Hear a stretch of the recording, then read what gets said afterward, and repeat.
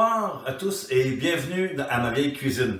Aujourd'hui, ce que j'ai pensé de vous préparer, un petit plat finalement qui, vu que c'est la Saint-Valentin qui arrive très bientôt, un petit plat français qui, je crois, que votre conjoint aimerait bien si vous pouvez préparer ce petit plat-là. Qu'est-ce que c'est?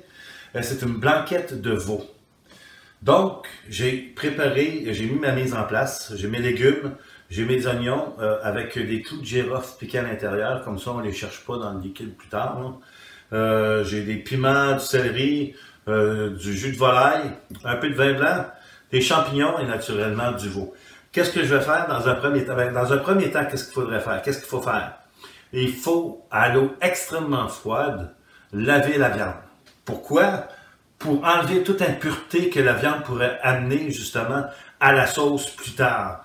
Moi, je les ai lavés 2 fois à l'eau extrêmement froide. Ils sont prêts. Là, qu'est-ce que je vais faire? C'est que je vais partir le feu. Habituellement, le monde fait pas... ils font pas tout ça. Ils ont chacun leur recette et c'est correct.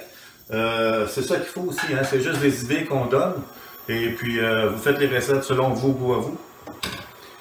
Là, qu'est-ce que je vais faire, c'est qu'il y a déjà de l'huile à l'intérieur avec un cube de beurre. Je vais faire fondre et je vais faire revenir ma viande. Pas la faire cuire, mais juste la faire rôtir un peu. En même temps, qu'est-ce que ça va faire? C'est que ça va créer des sucres. Et c'est avec ces sucres-là qui va donner du goût aussi davantage à notre sauce un peu plus tard. Qu'est-ce que je vais faire? Je vais prendre un petit morceau de veau, coupé en cubes. Donc, le beurre chante, la viande chante, ça veut dire que mon huile est assez chaude. N'oubliez pas, c'est juste pour faire revenir, pour lui donner un peu de coloration. Et non pour le faire cuire. Le vin blanc, c'est pas nécessaire. Vous pouvez toujours ajouter des zestes de citron. C'est pour donner de l'acidité, finalement, à la cuisson et à la sauce. Moi, j'ai pas de... c'est très rare que j'utilise du citron. Je trouve que le vin blanc donne un bon goût quand même léger et différent que le citron aux sauces. Maintenant, vu que la viande a commencé à griller, qu'est-ce que je vais faire? C'est que je vais rajouter un peu de vin blanc et on va laisser évaporer l'alcool. Moi, je dirais à peu près un verre de vin blanc.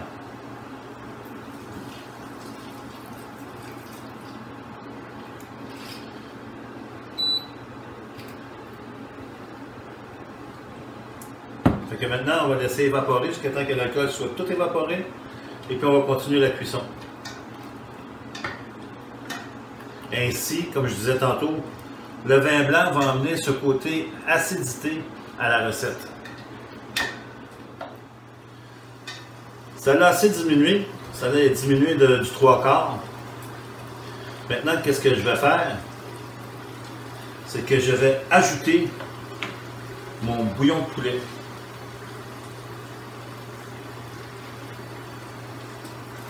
Toujours de l'eau très froide, là. Assez pour couvrir le tout. Surtout qu'on va mettre les légumes aussi. Parce qu'avec les légumes, qu'est-ce que ça va faire? Ça va créer un bouillon. Je ne mettrai pas tout de suite les champignons. Parce que les champignons cuisent quand même assez vite. Et c'est ça que j'ai oublié de vous mentionner tantôt. Lorsque vous lavez vos légumes, lavez pas vos champignons. Pourquoi? C'est parce que lorsqu'on passe le champignon en dessous de l'eau, le champignon va absorber l'eau et ça va faire un champignon spongieux au lieu d'avoir la texture qu'il a présentement. Donc, c'est pour ça aussi qu'à la dernière minute, je vais mettre les champignons pour les faire cuire. Mais ne lavez jamais les champignons. Plutôt, qu'est-ce que vous devez faire? C'est prendre un couteau et les éplucher. C'est un petit peu plus long, mais ça donne le même résultat. Le champignon est propre et puis on n'a pas besoin comme ça, il ne devient pas spongieux. Là, je vais mettre mes légumes. Puis, mais je vais vous montrer mon oignon. Comme, je ne sais pas si vous pouvez le voir, mais j'ai mis un clou de girofle. Pourquoi? Comme ça, quand je vais tamiser ou quand je vais enlever mes légumes, je ne chercherai pas le clou de girofle dans mon bouillon de légumes. Donc, je vais rajouter mes légumes. Carottes, oignons, céleri, poivrons rouges, poivrons jaunes, On va tout laisser glisser ça à l'intérieur. Et avec des oignons naturellement.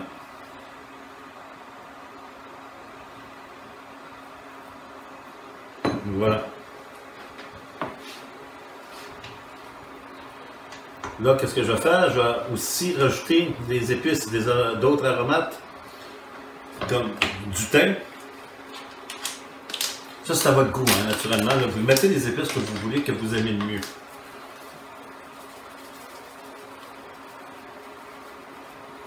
Et je trouve qu'avec le thym et le veau, ça donne quand même un bon petit goût. Hein.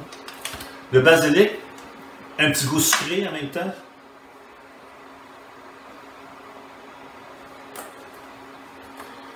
Et de l'origan.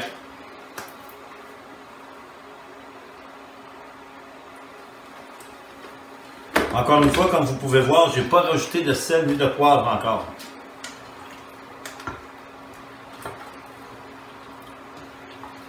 Et là, c'est la patience. On laisse, on va souvent venir le vérifier, mais on va le laisser cuire approximativement 1h30 à 2 heures de temps. Si vous ne voulez pas que votre bouillon s'évapore trop rapidement, vous pouvez le couvrir à moitié ou au complet. Moi, je vais le laisser au complet pour le premier 45 minutes.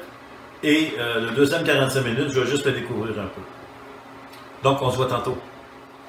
Ça fait à peu près 2 heures que ça cuit. Qu'est-ce que j'ai fait, c'est que j'ai vidé le contenant avec un tamis. J'ai mis tout à côté. J'ai juste gardé mon bouillon. Là, je suis en train de faire un roux. Un roux, c'est facile à faire. C'est la même quantité de beurre que de farine. On laisse fondre le beurre, on rajoute la farine et on laisse un petit peu changer de couleur. Et lorsque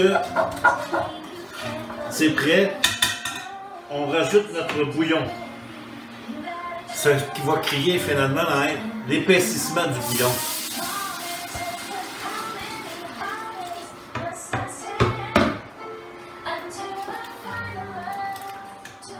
Là, la façon que je vais faire la recette, c'est pour...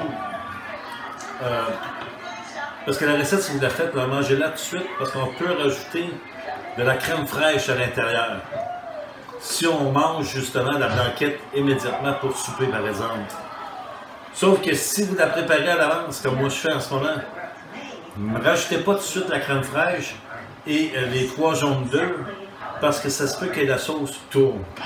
Moi, j'attendrais plutôt de faire réchauffer. Un coup que c'est réchauffé, là, j'incorporerai mes 3 jaunes d'œufs ainsi que ma crème fraîche pour servir immédiatement.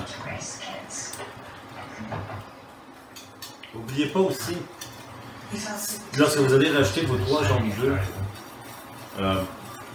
battez-les dans un bol à part et rajoutez le bouillon chaud avec les œufs pour pas que les œufs cuisent. Si on les met directement dans le chaudron, les œufs vont cuire, ils vont prendre et puis votre sauce ne sera pas belle. Donc, battez vos œufs et puis prenez un peu de sauce et incorporez-les aux œufs jusqu'à temps qu'ils soient assez liquides et puis que vous voyez que l'œuf n'est pas cuit au fond. Et après ça, rajoutez-les dans votre bouillon et continuez à brasser. La même chose pour la crème. Une fois que les œufs sont incorporés, prenez un demi-pot de crème fraîche, incorporez-la justement à votre sauce et brassez jusqu'à temps que le tout soit uniforme. Une fois que ça c'est fait, là, la blanquette de veau est prête à servir. Vous pouvez toujours le servir avec des pommes de terre, des pâtes ou bien du riz. Les 3 se marient très bien avec la blanquette. Okay, je vais rajouter mon veau avec mes légumes et je vais continuer à le laisser cuire pendant une demi-heure. Pourquoi? Parce que là, c'est le temps de mettre les champignons. Si vous n'avez pas les champignons, si vous êtes allergique aux champignons, vous n'êtes pas obligé d'en mettre. Ben, mettez-en pas là. Remplacez-les par un autre légume. Ceci, je l'ai fait pour la Saint-Valentin. Je crois que c'est un plat qui se mange très bien avec un bon verre de vin blanc et un bon petit dessert accompagné de l'être ou de l'âme sœur. Donc, à vous tous qui m'écoutez aujourd'hui, merci beaucoup. Si vous avez aimé cette recette, s'il vous plaît, abonnez-vous et cliquez vers le pouce vers en haut. Et profitez de cette recette, amusez-vous bien et joyeuse Saint-Valentin.